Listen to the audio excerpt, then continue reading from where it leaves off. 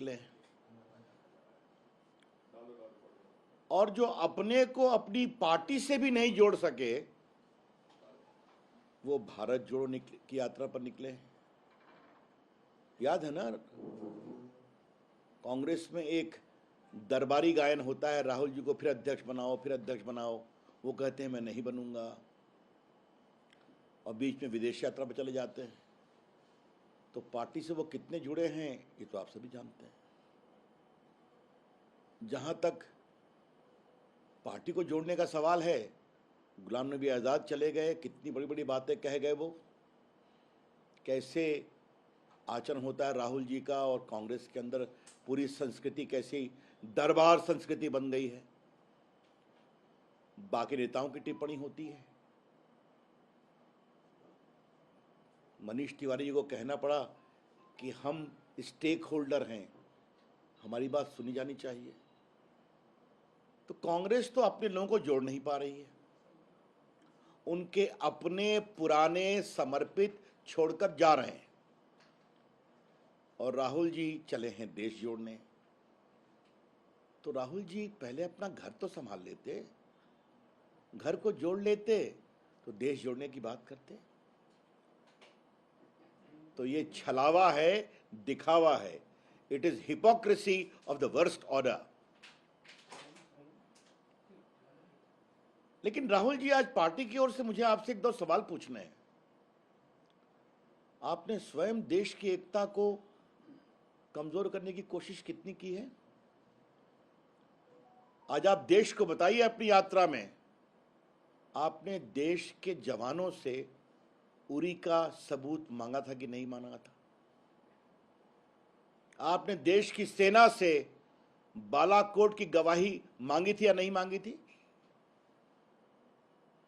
हिंदुस्तान की एक संस्कृति रही है कि सेना की शहादत, सेना के शौर्य और सेना के बलिदान पर कभी सवाल नहीं करते, और आपने उसका सबूत मांगा।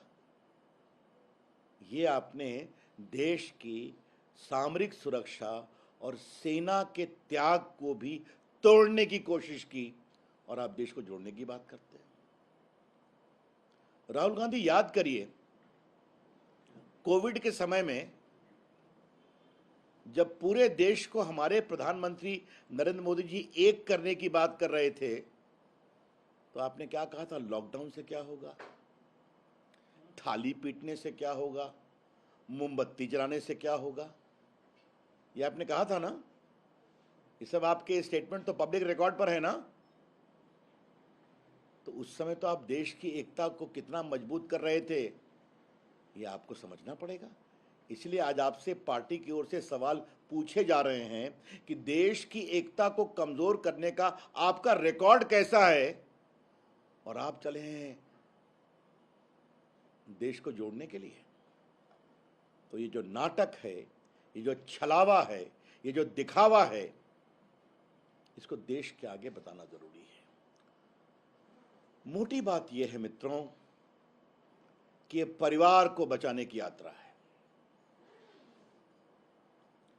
ये परिवार का पार्टी पर नियंत्रण बना रहे, उसके लिए यात्रा है।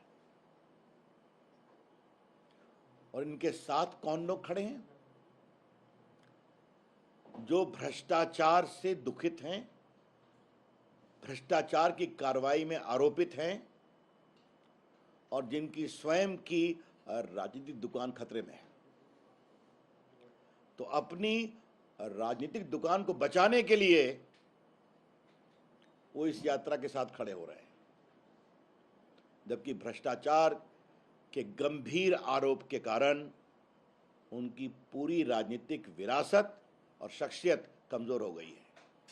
चाहे वो कलकत्ता हो, चाहे वो दिल्ली हो, चाहे Rahul Gandhi national Herald case में बेल पर हों, ये सारी बातें देश के सामने हैं। इसीलिए आज ये बहुत जरूरी समझा गया कि उनकी देश को जोड़ने वाली यात्रा कितनी खोखली है, ये बताना जरूरी है। लालू जी, ये हमारे राहुल जी देश को जोड़ने की बात कर रहे हैं, तो बिहार के हमारे मुख्यमंत्री नीतीश बाबू दिल्ली में राजनीतिक तीर्थयात्रा पर आए हैं। बिहार में सूखा भी है, नदियां प्रचंड रूप से बाढ़ में भी हैं, हत्याएं रोज हो रही हैं, आज भी हुई दोनों की हत्या पटना के समीप। उत्तर बिहार में पुलिस के ऊपर गोली चलाई गई। तो अपराध कितना बढ़ रहा है ये तो हम देख रहे हैं। और नीतीश बाबू दिल्ली आए हैं राजनीतिक तीर्थाटन में, लोगों से मिल रहे हैं, मिलना तो अधिकार है, लेकिन ये कवायद है क्या? आज देश को ये बताना जरूरी है कि ये देश बहुत आगे निकल गया है। नीतीश जी, आप जब घूम रहे हैं तो आपको बताना जरूरी है कि कांग्रेस ने चंद्रशेखर जी की सरकार को हरियाणा के 2 सिपाहियों के नाम पर गिरा दिया था ना। नीतीश बाबू, आप चूंकि राहुल गांधी से मिले हैं इसलिए आपको बताना जरूरी है ना कि देवेगौड़ा की सरकार को कांग्रेस पार्टी ने गिरा दिया था 1 साल के अंदर। और नीतीश बाबू, आपको यह भी बताना जरूरी है कि इंदर गुजराल की सरकार को 8-9 महीने में इसलिए गिरा दिया गया कि उनका पब्लिक स्टेटमेंट था कि मुझ पर भ्रष्टाचार से कॉम्प्रोमाइज करने का दबाव बनाया जा रहा है। उसका एक बिहारी एंगल भी था, चारा घोटाले का। तो नीतीश जी, यही ना विरासत है आपकी? अब इसी को लेकर चले आए हैं आप क्या? कहीं शराब पर जबरदस्त घोटाला है, कहीं बंगाल में करोड़ों रुपए मिलते हैं फ्लैट से, बाकी हजारों करोड़ का नेशनल हेराल्ड का घोटाला जनता के सामने है। तो नीतीश जी, आजकल जिसके साथ आप खड़े हैं उसमें एक तो उनके बड़े नेता को सजा मिल चुकी है 5-5 केस में, आगे कई लोग आरोपित हैं। तो यही कुनबा जोड़ने के लिए आप दिल्ली आए हैं क्या?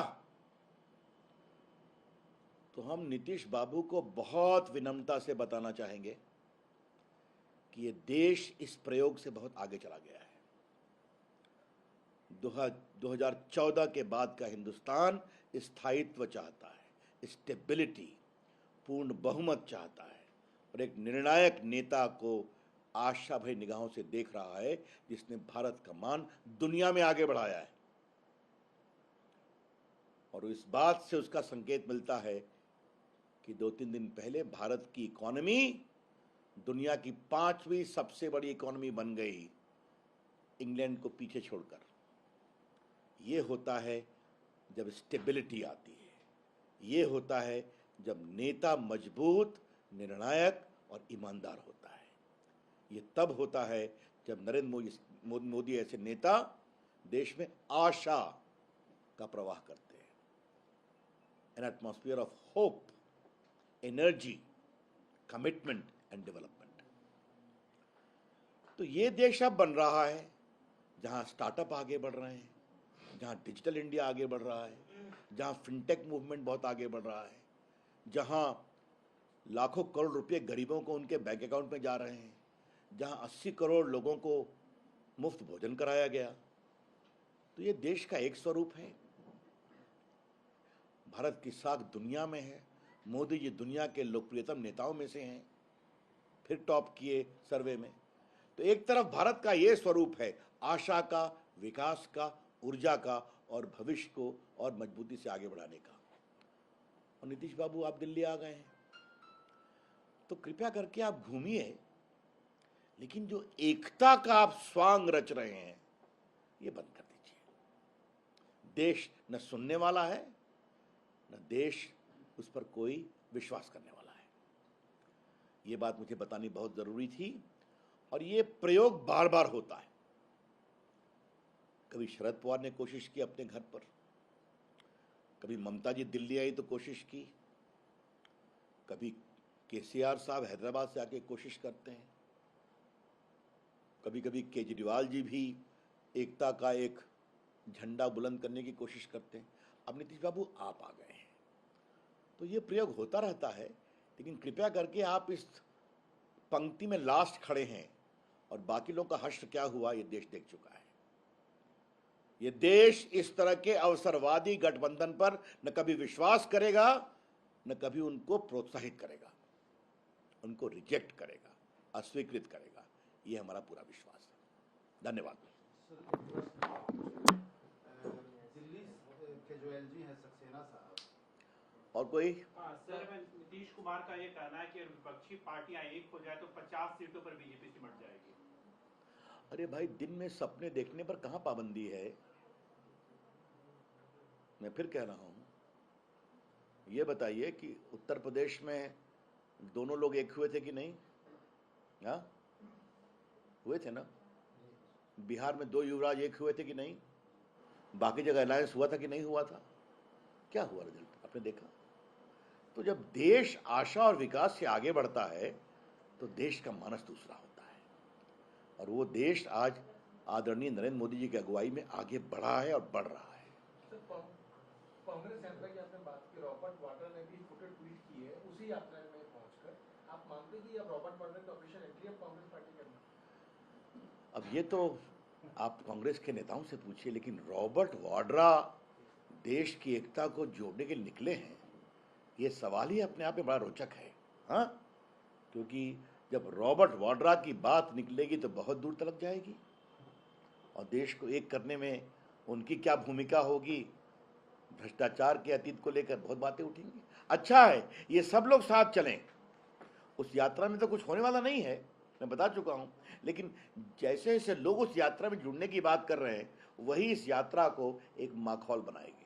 सर, नीतीश कुमार जिस तरह से जो है दौरा लगातार कर रहे हैं, तमाम नेताओं से मिल रहे हैं, क्या कोशिश उनकी ये लग रही है कि वो 2024 में विपक्ष का सबसे बड़ा चेहरा बन जाए? क्योंकि उनकी तरफ से भले ही ना स्वीकार किया जा रहा हो, लेकिन चर्चा इस बात की। मैं फिर पूछ रहा हूं, अभी विपक्ष का नेता कौन बनेगा ये तो विपक्ष तय करेंगे ना। ममता जी छोड़ देंगे अपना दावा क्या? शरद पवार छोड़ देंगे क्या? केसीआर छोड़ देंगे क्या? केजरीवाल जी छोड़ देंगे क्या? लेकिन एक बात मुझे जरूर कहनी है कि ये सवाल जो आप मुझसे पूछ रहे हैं, तो अभी केसीआर जी पटना गए थे और आपके मित्रों ने ये सवाल उनसे पूछा, उन्होंने पटना में भी ये बोलने की हिम्मत नहीं की हम लोग बैठ के सोचेंगे। देख लीजिए क्या होता है। रवि जी, बिहार में पिछले 24 घंटे में 4 हत्याएं हो गई हैं और नीतीश कुमार यहाँ दरवाजे दरवाजे घूम रहे हैं प्रधानमंत्री नरेंद्र मोदी के खिलाफ, सबको एकजुट करेंगे, लेकिन लॉ एंड ऑर्डर के मामले पर वो चुप्पी साधे हैं। जो मैं बहुत भर्त्सना करता हूं, हम बार बार कहते थे कि बिहार में खौफ का राज आ गया है। पुलिस कार्रवाई क्यों नहीं कर रही है? क्योंकि जिस तरह डकैती बढ़ रही है, हत्या बढ़ रही है, लूट बढ़ रही है, तो खौफ का मतलब ये होता है कि अपराधियों को इस बात का विश्वास है कि अब हम जो करेंगे तो हमारे खिलाफ पुलिस सख्ती नहीं करेगी। और जिन नए दोस्तों के साथ नीतीश बाबू खड़े हैं वहाँ क्या हाल है, मुझे बताया गया है कि जो पूर्व कानून मंत्री हैं जिनका विकेट गिर चुका है वो अभी तक फरार हैं। हाई कोर्ट ने कहा सरेंडर करें, डिस्ट्रिक्ट कोर्ट ने भी कहा सरेंडर करें। तो जब नए पूर्व कानून मंत्री की फरारी का आलम यह है तो अपराधियों की बात आप क्या करते हैं? सर, केजरीवाल ने एक लेटर लिखा है प्रधानमंत्री मोदी जी को। Sir, one comment in English on this Bharat Jodo, what you could say on Robert Vadra also joining this and Rahul Gandhi leading the entire Bharat Jodo campaign? Well, this is Robert Vadra joining the yatra is quite amusing, and it is not a Bharat Jodo yatra. Mr. Rahul Gandhi could not unify his party, and Mr. Rahul Gandhi could not unify himself with his party. There is a daily Darbari chorus that he should become president again, and is reluctant. And every month he takes a week off abroad. So he is not serious of his own involvement with his party. Now he has come to unify the country. Bharat को जोड़ने की बात करते हैं। Mr. Rahul Gandhi, did you ask very disturbing question seeking the evidence of the armed forces about Balakot instance or not? About Uri instance or not? Therefore, you sought to weaken the morale of the forces whose sacrifice is never questioned in the country. That is your commitment as far as unity is concerned. Today, Congress leaders like Mr. Ghulam Nabi Azad and host of others are publicly saying why they were humiliated. Therefore, it is a family-saving campaign. A family whose political expanse is shrinking, the party is shrinking, serious corruption issues are there. Therefore, this whole yatra is there to take the limelight for the family, not for the unity of the country. Sir Congress कह रही है कि भगवान प्रधानमंत्री मोदी और मोदी जी को और अमित शाह को सद्बुद्धि दें क्योंकि यही देश चला रहे हैं और जो देश में माहौल है उनके कारण से बना है, इसलिए राहुल गांधी इस यात्रा को निकाल रहे हैं। और कांग्रेस ये भी कह रही है कि इस यात्रा के जरिए हम राहुल गांधी को ये भी संदेश देना चाहते हैं कि वही पार्टी का नेतृत्व करें। तो भाई बात आ गई ना कि देश को जोड़ने का सवाल नहीं है ना, उनको दोबारा नेता बनाने की कवायद है। तो ईमानदारी से बोले ना इस बात को। तो इसके लिए देश जोड़ने की बात क्यों की जा रही है? और अगर कांग्रेस पार्टी का यही स्टैंड है तो हम ये जानना चाहेंगे कि राहुल गांधी को कितनी बार लॉन्च रिलॉन्च किया जाएगा। ये तो हम देख ही चुके हैं ना। धन्यवाद।